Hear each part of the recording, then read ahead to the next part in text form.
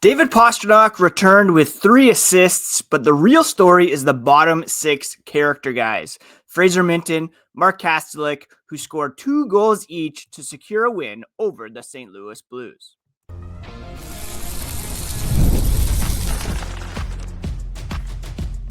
You're Locked On Bruins, your daily podcast on the Boston Bruins. Part of the Locked On Podcast Network, your team every day. What is up, Bruins fans, and welcome back to the Locked On Boston Bruins podcast. Today is Wednesday, December 12th, and my name is Ian McLaren. I'm a lifelong Boston Bruins fan, been covering this team and the NHL for various outlets for nearly 20 years. Welcome to Locked On Boston Bruins, part of the Locked On Podcast Network, now the #1 sports podcast network. On today's episode, we are going to discuss the big storylines, stats from last night's win over the St. Louis Blues. We'll also touch on the significance of the win, as well as discuss ideal defensive pairings once our boy Charlie McAvoy returns to the lineup. Today's episode is brought to you by FanDuel. If you want to be right in the middle of the action this season, visit FanDuel.com and place your NFL live bets all season long. All right, so the Bruins won last night, and the big story coming into it was the return of David Pastrnak to the lineup, his first game after missing 5 with an undisclosed lower body injury. Our boy Pasta came back, and I had discussed in the last couple of days what happens when he does come back and what happens to what has become a pretty effective line in Morgan Geekie, Elias Lindholm, and Alex Steeves. Does Pastrnak resume his spot on the top line, or do they integrate him back into the lineup a bit more softly? And that's exactly what they did, putting him on a line with Marat Husnudinov and Fraser Minten. Keeping that line of Steeves up, bumping Mikey Eyssimont out of the lineup, and going with the fourth line of Kuraly, Kastelic, and Tanner Jeannot. And it was these two lines that did all of the damage against the St. Louis Blues. David Pastrnak returned with 3 assists to up his point total to 32, matching Morgan Geekie for the team lead. But the goals came from Marco Kastelic, Fraser Minten, who scored 2 apiece, while Pavel Zacha added the empty netter to seal it. Just a fantastic team effort, and we all know that winning teams that succeed over the long haul, have to have that secondary, tertiary scoring in order to, get through those nights where your top guys aren't exactly playing at their best. And in fact, last night, Morgan Geekie did not even record a shot on goal, which is pretty crazy. The line of Steeves and Geekie with Lindholm, they kind of took a back seat to these other guys. In fact, Sean Kuraly had a forward high 16 minutes of ice time for the Bruins last night, recording 2 assists on the night. Kastelic with the 2 goals, Minten with 2 goals, and that revamped bottom 6 really came through for this team. Now, that's not to say that Pastrnak is going to stay down there for the long haul, and I would expect that he'll be back up with his regular line mates sooner than later. But to be able to plug him in, to be able to get that production from bottom guys who, we're not deferring to Pastrnak by any means. Fraser Minten was out there centering Pasta, and he had 4 shots on goal, which was more than David Pastrnak. So he was not deferring at all. He had 3 shots, 2 goals for one of his best games as a Bruin. Afterwards, Marco Sturm said for him, it's all about character. That's what they have in the room. Some guys had to go down a line with Pastrnak back, including Marco Kastelic, Tanner Jeannot. Mikey Eyssimont came out of the lineup altogether. Nobody complained. They got the job done. That's what good teams do. They don't complain. They just work. Pastrnak said it's good to have game one back after the injury. He felt all right. Again, 3 assists to his credit. So obviously he felt good enough. He had a secondary assist on Minten's first goal. He had the primary assist on Minten's second goal, and then the secondary assist on the empty netter from Pavel Zacha when he was out there late in the game trying to hold the lead for the Bruins, which they, of course, were able to hold on to. He said he saw the ice well, good to be back in, felt good, felt confident, and a confident David Pastrnak is obviously a benefit to the Boston Bruins. Now, the Bruins didn't really start out great, even though they, kept it pretty tight early on. The first period, they were down 1-0 thanks to a Robert Thomas power play goal. Penalty trouble reared its head again. They had like 6 penalty minutes within the first 9 minutes of the game, which is not great. And they did give up a power play goal to Robert Thomas, who scored later on to tie things up before Kastelic Minten scored to pull things away for the Bruins. The Bruins did rebound quite well, outshooting St. Louis 13-3 in the second period. And Minten just credited it to bringing more urgency to start the second, started to pour it on there. 3 games and 4 nights for the Blues that they were playing, having come home from a road trip. So they needed to wear them down. That's how you're going to score, is to get some greasy ones. And that was their plan, to go right to the paint. Kastelic eventually got the game winner. And he said he's naturally a bigger guy, so he tries to take pride in getting to the front of the net, trying to get in front of the goalie, get dirty ones like you saw last night.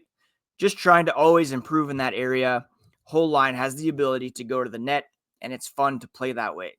So all this tells me there's a huge amount of buy-in right now with the Boston Bruins, and Jeremy Swayman said so, I believe, on the Greg Hill show this morning, talking about their confidence in Marco Sturm and that he's going to put them in the best position to compete night in and night out, feeling prepared, knowing what their jobs are, knowing their roles, and accepting it even when it means being demoted or being put out of the lineup altogether. I do expect them to kind of rotate in, Asimont back, Husnudinov, Kuraly maybe, although he had his best game back in black and gold last night.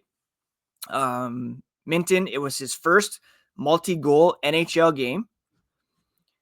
He said sometimes they go in, sometimes they don't. He's feeling more comfortable out there, reading the game, maybe getting in some spots a little better and just being confident. And you just watch him play. He's still a young guy, but I have all the confidence in the world in him. And said it many times before, but looking back at that trade, Brandon Carlo for Fraser Minten and a first, like, that is an unbelievable return that's paying immediate and future dividends for the Bruins. And full credit to Fraser Minten for getting those 2 goals. The second one, just kind of swiping at the puck, firing it on Hofer, went in, and his first multi-goal game. I'm sure not the last. Not to be outdone, Pavel Zacha with the empty netter, 5 points in a 4-game point streak for himself. And Pastrnak, 3 assists, 3 shots, +2 in 15 minutes and 36 seconds of ice time in his return to the lineup. We'll take a look at some more stats from this one, the significance of the win, as well as discuss the ideal defensive pairings once Charlie McAvoy returns. All that coming up as the podcast continues.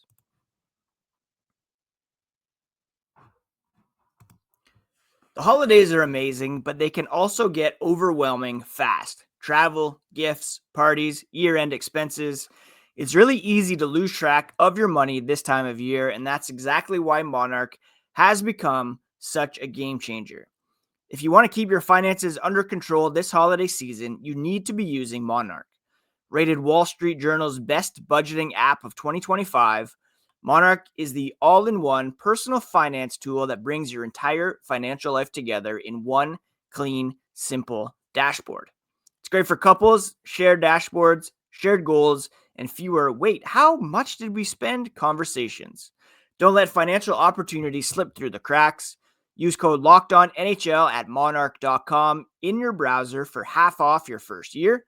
That's 50% off your first year at monarch.com with code LOCKEDONNHL.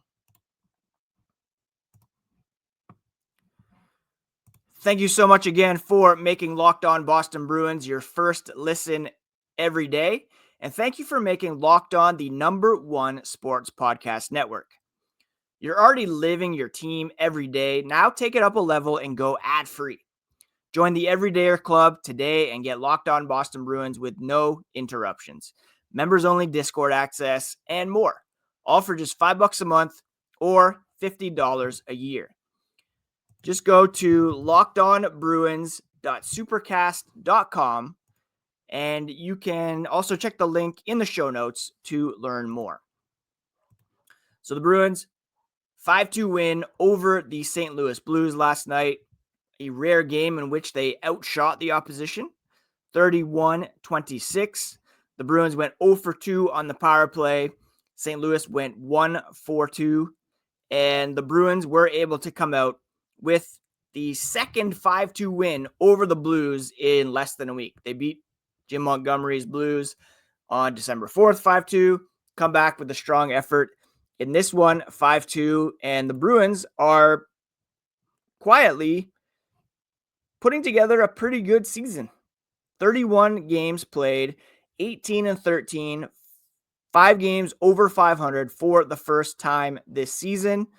And if you look at the Atlantic Division, they're now third in terms of point percentage because the Montreal Canadiens have lost a couple games and they have slid back. They also have the second best goal differential in the Atlantic Division at +5, 3 wins in a row, and they have a real opportunity to build on that over the next couple of weeks heading into the holiday break. Up next, they'll be in Winnipeg to take on the Jets, who are without Connor Hellebuck at the moment. They'll go to Minnesota on Sunday. That's going to be a tough one. But then they have 5 straight home games to close out the pre-holiday portion of the schedule. Utah without Logan Cooley.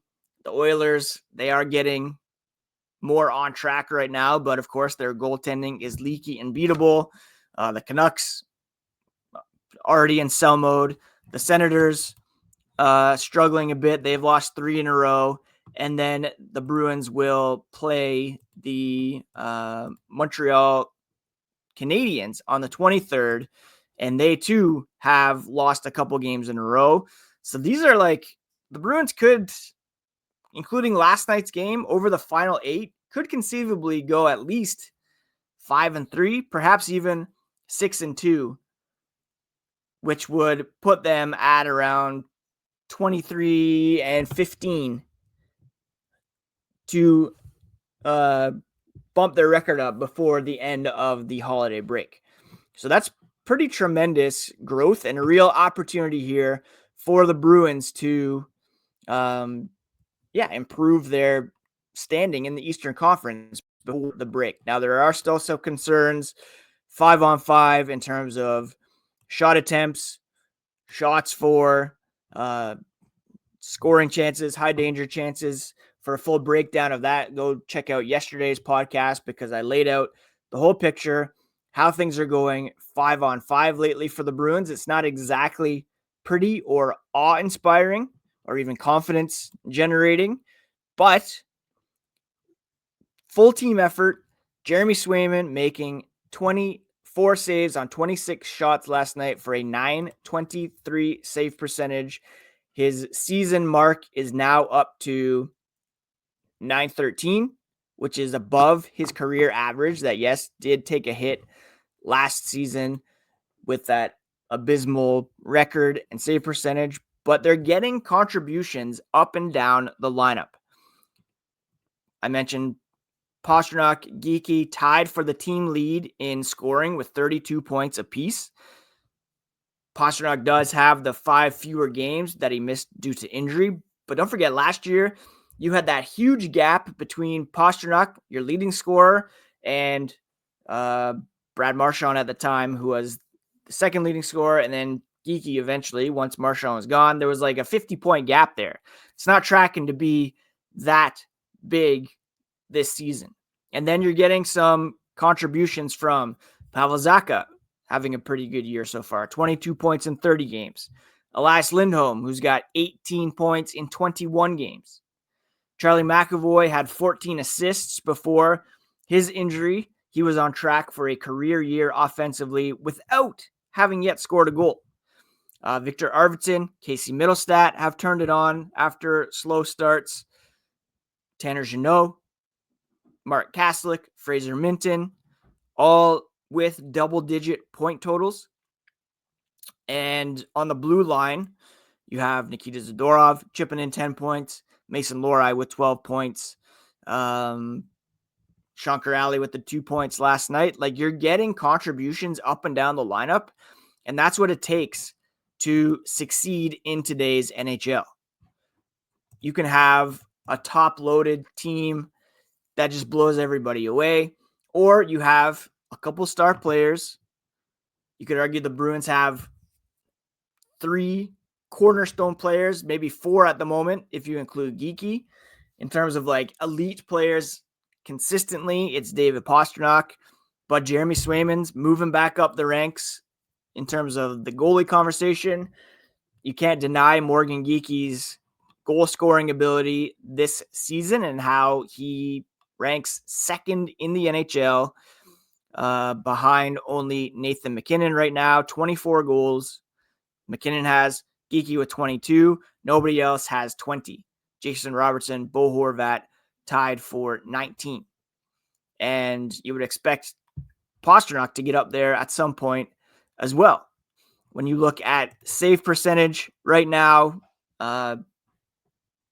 Jeremy Swayman is very close to top 10 right now. He's got a .913 save percentage, which is level with what Connor Hellebuck had before he was injured, level with Igor Shesterkin, Tristan Jarry, and if he can keep it up, like you have Jesper Wallstedt, Logan Thompson, Mackenzie Blackwood, who are all thriving, having at least 10 games played. Casey DeSmith, Devin Cooley, Scott Wedgwood, among lesser-known names up there as well. But Jeremy Swayman has a real opportunity to put himself back into the Vezina Trophy conversation, and that's going to, make Marco Sturm look better. It's going to make the team look better. Despite those concerns at 5-on-5, and despite the propensity to take penalty after penalty, the Bruins, they've got 36 points, which is 3 behind Washington for tops in the Eastern Conference. If you look at point percentage, the Bruins are currently 8th in the East, behind New Jersey, Detroit, the Islanders. Actually, they're 9th right now in terms of point percentage. So, talked about this before. It really looks as though there will be 3 teams from the Atlantic and 5 from the Metropolitan Division. Right now,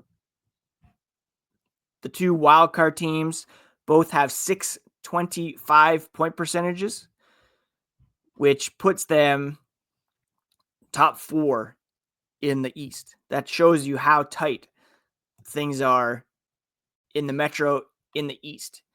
The top 4 teams are Carolina, Washington, Pittsburgh, Philadelphia, followed by the Tampa Bay Lightning. The top team in the Atlantic, and the New York Islanders are actually the 5th best team in the East, or 6th best team by way of point percentage. There's still only 1 team below 500. That's the Buffalo Sabres. And it's just an incredibly tight race in the Eastern Conference. Could go many different ways for the Boston Bruins, and that's why it's so important for them to pick up some points here before the holiday break. At least 1 winnable game coming up against the Winnipeg Jets. That's the game we'll preview on tomorrow's podcast. They're 2-7-1 in their past 10 games. The Wild could be pretty tricky. The Oilers are improving and becoming more of what we expect them to be, but Utah's without one of their best players. Ottawa, Montreal, scuffling, and I can't remember the other team off the top of my head, but these are winnable games for the Boston Bruins, and especially if they're able to get Charlie McAvoy back. To wrap up today, we're going to take a look at the ideal defensive pairings or the ideal top six once he does return, and that's coming up here as Locked On Boston Bruins continues.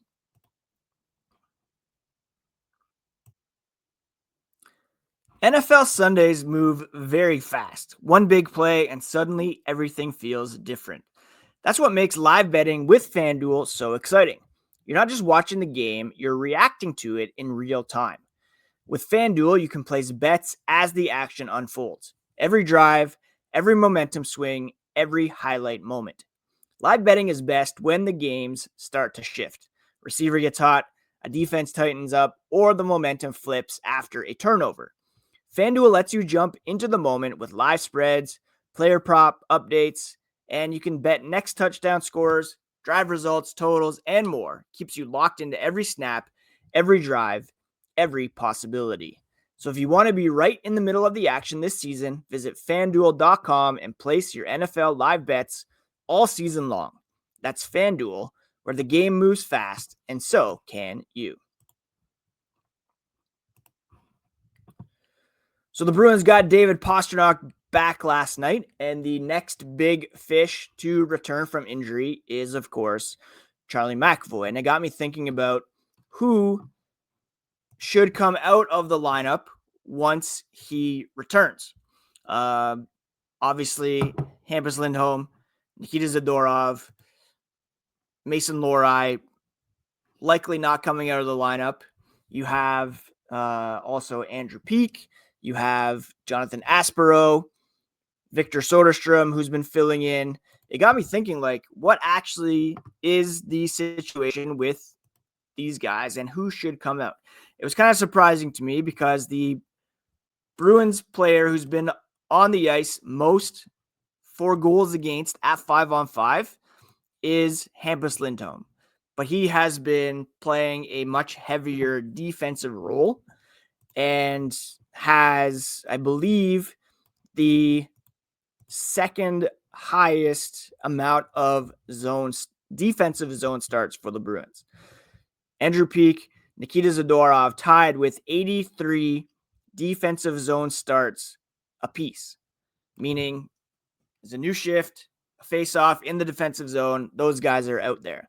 Now, what's interesting is that while Nikita Zadorov has been on the ice, despite having that incredibly high defensive zone start, the Bruins have scored 24 goals and allowed only 18. He's got a 57.14 goal differential while he's on the ice at 5-on-5. And that's with a heavy amount of defensive zone starts, which shows you how good he's been so far this season for the Bruins. On the other hand, Andrew Peeke, he's had 83 defensive zone starts. He's been on the ice for 16 goals for the Bruins and for 23 goals against, for a 41.03 goals for percentage while he's on the ice. So that's not exactly confidence inspiring, and perhaps Peeke is the one who should come out and have a bit of a break. Other guys to note, Victor Soderstrom in very limited time. He's only played 3 games, and he has a offensive zone start percentage of 57. So 57 of his zone starts have come in the offensive zone. The Bruins having the puck in the offensive zone. He's been on the ice for 3 goals for and 0 against, which is pretty impressive. I should add Zadorov, Peeke. Yeah, they lead the Bruins in terms of defensive zone faceoffs as well. And you see what happens. Zadorov's been able to be on the ice when the Bruins are able to move it up, get more goals than have been scored on them. while Peeke has been on the ice for more goals against than for. Victor Soderstrom, 3 goals for, 0 against. Jonathan Aspero, 13 goals for, 6 against while he's been on the ice. Nikita Zadorov, I mentioned 24 for, 18 against. Mason Lohrei, for all those who decry his defensive play, 17 goals for, 13 against. Although it should be noted that he has an offensive zone start percentage of 55.6 offensive zone faceoff. So he's being relatively sheltered, but still, all the knocks on him defensively, he has been better than last season. And he ranks 4th on this team in terms of goal differential while he's on the ice at 5-on-5. Then you have Charlie McAvoy, who's positive. Henry Jokiharju, 44.44%. Andrew Peeke at 41.03%. And Hampus Lindholm, actually, he's been on the ice for 13 goals for, 20 against. Now, you're not taking him out. He did have a bit of a rough game last night, taking some penalties, some bad breakout passes, but we can excuse him for having a game off, and he's carrying the heaviest defensive minutes for this team, or some of the heaviest defensive minutes, or all situations minutes at the very least. Playing a bunch of time so far for the Bruins. All this to say, if you want to go with like lefty-righty, lefty-righty, lefty-righty, you probably want, and this is in no particular order, on the left side, Hampus Lindholm, Nikita Zadorov, Mason Lohrei. That's your ideal left side for the Bruins right now. On the right side, Andrew Peeke is struggling. Obviously, Charlie McAvoy, when he's healthy, should be in there. And there's a real case to be made to keep Victor Soderstrom. He's looked very strong. Jonathan Aspero has been solid. Do you keep those two guys in the lineup over Andrew Peeke, over Henry Jokiharju when he's healthy? Or do you defer to the guys who are being paid the most? Do you go with, when everybody's healthy, you go Lohrei, Lindholm, Zadorov, and McAvoy, Peeke, Jokiharju? I don't know. I'm tempted to go, the left side, keep it as it is, but maybe you go McAvoy, Peeke, Soderstrom, or McAvoy, Soderstrom, Aspero. That's taking a big gamble because those guys are pretty unproven. But right now, Aspero's played very well. Maybe you just count that as kind of found money, sunk costs, and send him back down and call him when there's a need again, because I believe Soderstrom's upside is much higher. Jokiharju has played well with Zadorov in the past. It's a very interesting question. We saw how Sturm played it last night by easing Pastrnak into the lineup. We'll see if he does that with McAvoy, if and when he can play on this road trip, but hopefully at least by the time they come home next week. That's it for today's episode of Locked On Boston Bruins, my friends. Thank you so much for taking the time to listen. On tomorrow's show, we will preview the game against the Jets. We'll also update our Bruins barometer to see whether we are buying, selling, or holding on the Bruins these days. Make sure you subscribe and follow Locked On Boston Bruins so that you get all the latest episodes. Follow along on socials at Locked NHL Bruins. One final thing. Did you know that Locked On Boston Bruins, we're giving away a free month of our brand new Everydayer Club if you can prove that the podcast made your Spotify Wrapped. Tag our national Locked On Podcast Network account on any social platform with proof that it's in your Wrapped, and we'll drop you a code. Be one of the first to join the Everydayer Club to get your favorite show ad-free and exclusive access to the members-only Discord channel. For those of you on video, we send you now to the 24/7 National Locked On Podcast Network YouTube channel. on audio, make sure you make your second listen NHL game night on Locked On NHL. And you can learn more about the Everydayer program at Locked On Bruins at supercast.com. Thanks again, everybody. Take care of yourselves. Take care of each other. We'll talk to you again here on the next episode of Locked On Boston Bruins.